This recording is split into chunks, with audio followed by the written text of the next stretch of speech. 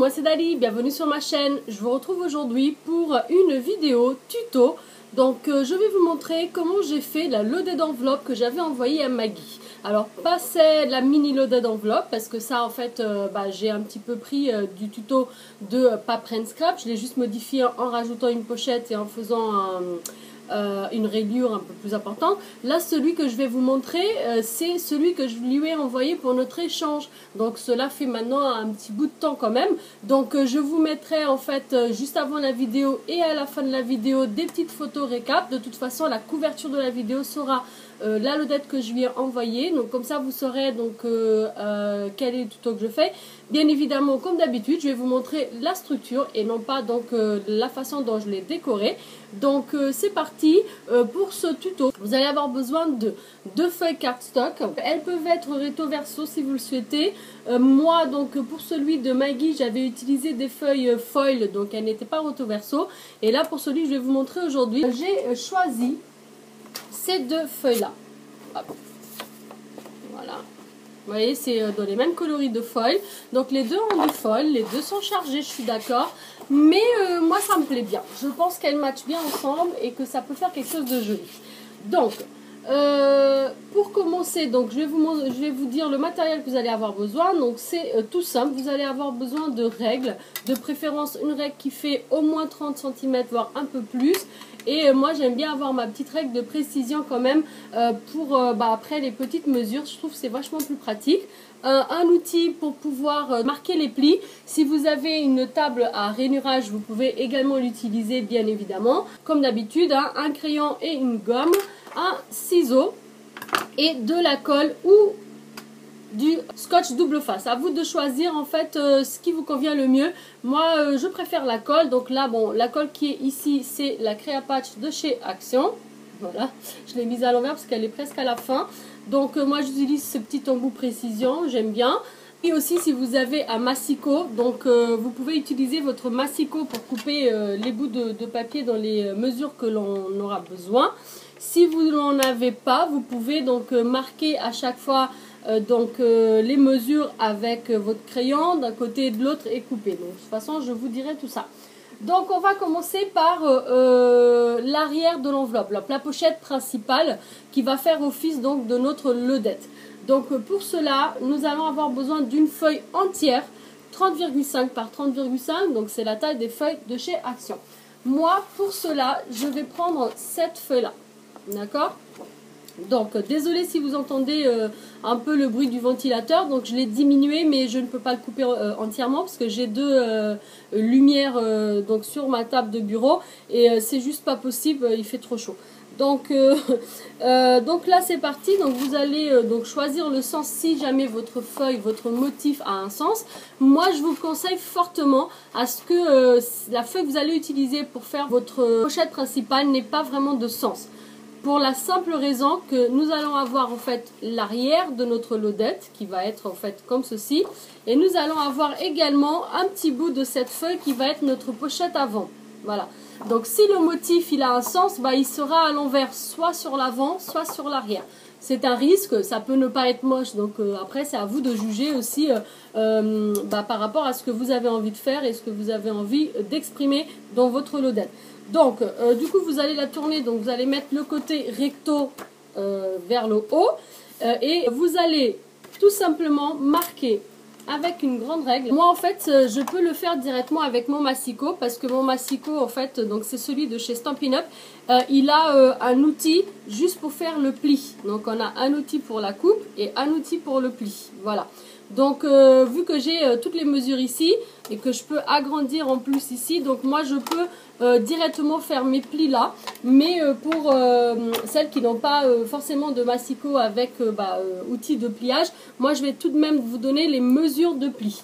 Donc, je vous montre d'abord le petit dessin. Bon, ça, c'est une feuille A4, hein, mais on va imaginer que ça, c'est notre feuille 30 par 30. On va faire un premier pli à 8,5 et un deuxième pli à 23. Donc on va retrouver en fait une pochette de 14,5 et deux rabats, donc un de 8,5 et un de 7,5. Donc pour le haut, on va également donc faire un pli à 21,5 en comptant du haut vers le bas. Donc de toute façon, je vais vous indiquer tout ça et je vais vous montrer petit à petit. Donc on prend notre crayon, notre règle et c'est parti. Donc en comptant de votre feuille, donc de votre gauche vers votre droite, vous allez marquer à 8,5, juste un petit truc, voilà, et à 23. Voilà. Donc normalement, si vous regardez de 23 jusqu'au bout, vous devez avoir 7,5. C'est parfait. On va faire le même marquage en bas. Donc 8,5 et 23. Voilà. Donc pour celles qui ont une table de rainurage, vous allez tout simplement rainurer à ces deux endroits-là. Sinon, vous utilisez votre petit outil de marquage comme ceci avec la règle. Donc vous alignez bien les deux marcations que nous avons faites et vous passez votre outil de marquage. Moi, je vais utiliser quand même mon massicot parce que c'est vachement plus précis. Et maintenant, nous allons faire un marquage donc en bas de notre feuille. Donc, vous allez, j'aurais dû faire tout de suite, mais c'est pas grave. Vous allez marquer en comptant du haut vers le bas de votre feuille. Vous allez marquer à 21,5. On va faire pareil de l'autre côté. Je reprends mon massicot, toujours avec mon outil de pli et pas mon outil de coupe. Et voilà. Donc, normalement, donc si vous mesurez ici, vous devez avoir 9 cm. Comme vous savez, des fois, les feuilles de chez Action n'ont pas forcément 30,5 à chaque fois de tous les côtés. Des fois, c'est 30,3, 30,2,5. Enfin, voilà.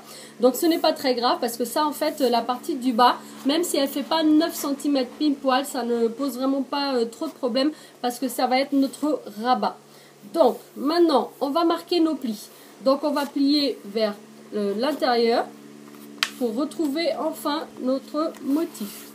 Et là, donc j'ai oublié donc dans le matériel de vous signaler qu'on aura besoin aussi d'un plioir. Voilà. Et là, il faut vraiment super bien marquer nos plis.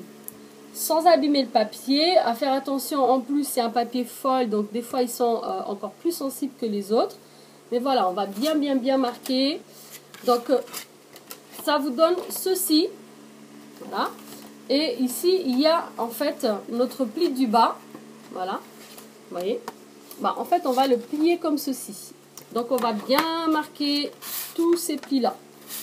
Hop. Alors, c'est normal si ça gondole un petit peu. Ne vous inquiétez pas. C'est tout à fait normal. En fait, il y a un côté qui va gondoler un peu plus. Vous voyez, moi, c'est ce côté-là. C'est ce côté qui est superposé. Donc, en fait, ici, si on prend un petit peu trop...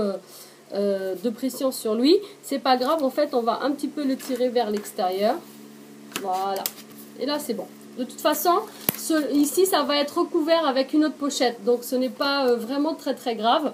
L'important c'est que voilà, ça vous donne quelque chose de quand même assez régulier. Donc on a notre pochette principale, c'est-à-dire on a une toute petite pochette qui va se former ici à l'avant et on a une grande pochette ici. Moi, j'ai pas envie de laisser ça comme ça. En fait, on va profiter pour avoir une deuxième grande pochette ici. Voilà. Donc, en mettant des rayures d'un côté et de l'autre. Et vous verrez un peu plus en avant dans la vidéo que je vais également rajouter encore une pochette ici qui se fermera. Donc, voilà. On va laisser de côté. On va prendre notre deuxième feuille. Et avec cette feuille-là, nous allons couper 4 bouts de papier. Donc, nous choisissons donc la partie motif que l'on souhaite avoir le plus visible en fait pour notre enveloppe du haut. On va commencer par ce bout-là, 18,5 par 14. Je vais quand même tourner mon papier. Je vais utiliser le bas de mon papier. Donc, je note à 18,5 et en hauteur à 14. Voilà. Je fais pareil de l'autre côté, donc 14 pour la hauteur. Je lis les deux 14. Sur cette ligne-là, je vais chercher mon 18,5 que je vais hop, ramener sur l'autre. Donc, en gros, ça vous donne ceci. D'accord? Donc, j'ai cherché 14 des deux côtés. J'ai fait mon trait. Ensuite, j'ai fait 18,5 ici et ici, et j'ai relié. Donc si vous avez un massicot, vous pouvez couper directement cela au massicot. Sinon, vous pouvez faire comme nous venons de faire, donc marquer toutes les lignes et puis maintenant passer avec votre ciseau. Voilà, donc j'ai mon bout de papier 18,5 par 14, donc 18,5 par 14. Et j'ai une petite chute comme ça que je vais garder car je vais avoir besoin donc de ceci pour faire 2 rayures pour notre pochette principale. Donc on va positionner juste ici. Sur notre bout 18,5 par 14, nous allons faire des plis. Donc je choisis mon sens. Et là, on va venir marquer à 1, à 2, à 16,5 et à 17,5. 1, 2, 16,5, 17,5. On va faire pareil en bas et après on va marquer nos plis. Voilà. On va également avoir besoin de faire un pli en bas de notre pochette. Donc moi ma pochette elle sera dans ce sens, vous voyez, donc les petites libellules sont vers le haut. Et en fait je vais marquer ici en bas. Donc en comptant du bas vers le haut, ça va vous faire un pli à 1,5. Voilà. Et voilà tous mes plis. Donc là, avant de plier tout ça, on va couper. On va faire un petit truc en biais comme ça, avec notre ciseau. Et on va couper ces petits carrés là. Donc ça fait cela. C'est clair? Maintenant, on va plier. Donc à l'aide de votre outil de pliage. Voilà. Donc on va bien marquer tous nos plis. Alors vous pliez dans les deux sens. Et voilà. Donc, ça nous donne ceci. En fait, ici, donc, on va plier vers l'intérieur pour le premier. Et le deuxième, comme ceci. Donc, ça va faire une petite vallée. En gros, la partie blanche, donc pas jolie, elle ne va pas se voir. Vous voyez? Voilà. On va faire pareil de l'autre côté. On plie vers l'intérieur et vers l'extérieur. Donc, on fait une petite vallée sur le côté des côtes. Donc ça nous donne ceci. Voilà. Et ici comme ceci. Voilà. Donc moi ce que je vais faire, c'est que je vais également couper un tout petit peu ici pour que mon rabat il se positionne mieux. Vous voyez? Hop, je sais pas si vous voyez bien. Voilà. Et là du coup mon rabat il va mieux se positionner. On va couper également ici pour une question d'esthétique. Ça sera beaucoup plus joli de voir notre pochette sans cette partie-là. Donc voilà, vous voyez comme ça, ça va, on va pas trop voir en fait la fin. Et pour terminer, donc on a préparé ça et ça. On va maintenant donc avec notre chute préparer nos 2 rayures de côté. Alors si vous souhaitez utiliser un papier uni de couleur rose pour faire cette rayure et garder ce beau papier pour autre chose, vous pouvez. Hein. Après, moi, je vais faire pour rester vraiment dans la même harmonie dans le côté foil. Voilà. Donc là, on n'a pas vraiment de sens à respecter parce que de toute façon, j'ai envie de vous dire, c'est juste une reliure. Mais après, vous pouvez faire comme vous voulez. Donc en fait, il va vous falloir 2 petits bouts de papier de 9 cm par 4. 9 par 4. En fait, on va marquer à chaque 1 cm. Je vous expliquerai après. Voilà. On va en hauteur mesurer donc 9. Et en bas, on va juste mesurer à 8. Et là, on va relier le 8 avec le 8. Sur cette ligne qu'on vient de tracer, on va mesurer du haut vers le bas à 9. On va relier les 2 points 9 que l'on a marqué. Donc ici en fait ça et ça on va couper. Et là en fait on va remarquer à chaque 1 cm et on va relier le 4 avec le 4 pour qu'on puisse couper également. Voilà. D'accord? Donc en fait ça va nous faire nos 2 rabats. Et là en fait on a tout de suite nos marquages pour pouvoir faire nos plis. Donc d'abord on va couper ça. Donc j'ai 2 petits bouts de 9 cm par 4 cm. Et maintenant, on va juste en fait marquer nos plis. à chaque 1 cm. Voilà. Et donc là, on va plier vers l'extérieur pour avoir le côté blanc qui va en fait coller. D'accord? Donc on va plier vers l'extérieur les deux extrémités. Voilà. Avec l'outil de pliage, on marque bien nos plis. Et maintenant, en fait, on va faire une petite montagne avec notre pli du milieu. Ça nous donne ceci.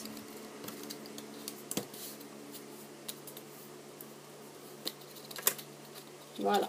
D'accord? On va faire pareil de l'autre côté. Avec l'autre bout. Ça donne ceci. On va venir couper. Alors, hop, le côté qui est fermé, c'est-à-dire ce côté-là. Donc en fait, le côté beau, il va rester entier. Et on va venir couper en biais comme ceci. D'accord? Donc le côté beau, il reste entier. Et on va venir couper l'intérieur. On fait pareil de l'autre côté. Voilà, ça nous donne ceci. D'accord? Voilà. Fais pareil pour l'autre. Voilà. On va terminer donc en préparant notre dernier petit bout de papier. Donc là, vous pouvez utiliser la même feuille ou bien choisir une feuille d'un autre motif juste pour fermer donc la petite pochette du haut. Moi, je vais utiliser le même motif comme celui-ci parce que je l'aime bien. Et donc voilà, je pense que ça me pose aucun problème. Donc, on va avoir besoin cette fois-ci, on va faire ce petit rabat là. Donc on va avoir besoin d'un bout de papier de 14,5 par 6,5. 14,5 par 6,5. D'accord? Donc pareil, vous choisissez votre sens. Hein, voilà. 14,5, vous marquez en bas et en haut. Vous reliez. Sur cette ligne que vous venez de relier, en fait, vous allez donc trouver votre hauteur, c'est-à-dire 6,5.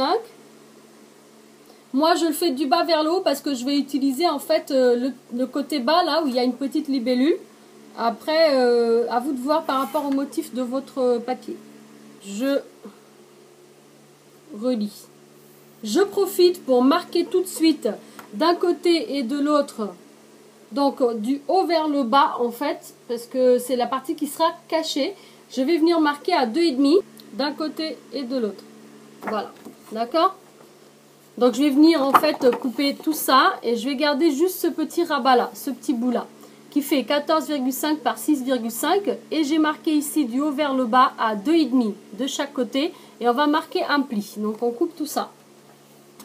Donc le reste vous gardez, hein, ça peut vous servir pour faire des petits embellissements, une petite ATC, quelque chose pour aller avec un marque-page. Donc voilà, vous voyez, moi j'ai choisi celui-ci parce que je voulais la petite libellule. Et donc maintenant je vais marquer mon pli, voilà, sur le haut. Et je plie. Voilà. Ce que nous allons faire maintenant, c'est qu'en fait, sur la partie que l'on a pliée, la plus petite, on va venir juste couper en biais aussi nos petits coins là. Hop. Et hop. Comme ceci. Donc ça, c'est le petit rabat qui va rester à l'intérieur de notre enveloppe. J'ai oublié aussi de vous dire, donc si vous voulez, bien sûr, c'est pas obligatoire. Donc vous avez vu sur le dessin, en fait, ici, j'avais fait, donc le rouge, c'est ce qu'on vient de faire. Et ici, en fait, j'avais arrondi mes bords. Moi, je veux bien que mes petits bords soient un peu arrondis pour que ça fasse un peu plus joli. Donc, du coup, je prends ma perfo de coin comme ça. Et je vais venir hop, couper mes coins. Voilà. Ça va faire ça. Ensuite, on va venir, en fait, après, positionner un petit bras pour permettre de fermer. Donc, on va peut-être tout de suite faire le petit trou. Donc, on va juste trouver le milieu. Donc, notre bout, il fait 14,5. Donc, ça là veut dire que ça sera à 7,25. Donc, on va compter ici à 7,25 et à 2, voire 2,5. Voilà, tant que votre bras y passe. Et moi, je vais faire un petit trou. Moi je prends ça, parce que c'est ce que j'ai pour faire le trou le plus fin en fait. Après si vous avez un autre ustensile, vous pouvez utiliser autre chose. J'ai fait mon petit trou. Ensuite, on va faire la même chose avec ceci. Pour savoir où, en fait, il faut se dire que, en gros, ça va faire ça. D'accord? Voilà. Et donc, on va mettre un brad à peu près à ce niveau-là. Donc, moi, en fait, j'ai noté, et c'est juste ici, entre les deux ailes de ma libellule. Donc, je reprends mon petit outil, mais il ne va pas jusqu'à là-bas. Vous voyez? Donc je ne peux pas faire le trou de cette façon. Donc comme j'ai pas de quoi couper proprement, bah, en fait je vais le faire avec cet outil là. Parce que c'est vrai que ma pointe elle est tellement abîmée à force de rainurer avec. Que du coup il est quand même pointu. Donc voilà, ça passe. Vous voyez, j'ai fait mon petit trou. Ça sera peut-être petit pour mettre le bras, c'est pas grave, je l'agrandirai après. Donc, de préférence, avant de coller, vous positionnez tout de suite votre brad. Après, voilà, la pochette a quand même une petite rayure, donc on arrivera tout de même à poser le brad. Donc, vous pouvez le faire après. La vidéo commence à être un petit peu trop longue, donc je vais la couper en deux. Et je vais revenir tout de suite pour vous montrer l'assemblage de toutes ces pièces. Donc, je récapitule avec vous. Donc, on a une première pochette principale. Voilà. On a notre pochette du haut. Voilà. Comme ceci. On a le petit rabat pour la pochette du haut qui se fermera. Et on a deux petites rayures comme ceci. D'accord? Voilà. Donc je reviens tout de suite pour vous montrer le reste. Donc si jamais cette petite vidéo vous a plu, un petit pouce vers le haut, ça fait toujours plaisir. Si jamais vous êtes nouveau sur ma chaîne et que vous venez d'arriver, vous pouvez vous abonner juste ici si vous le souhaitez.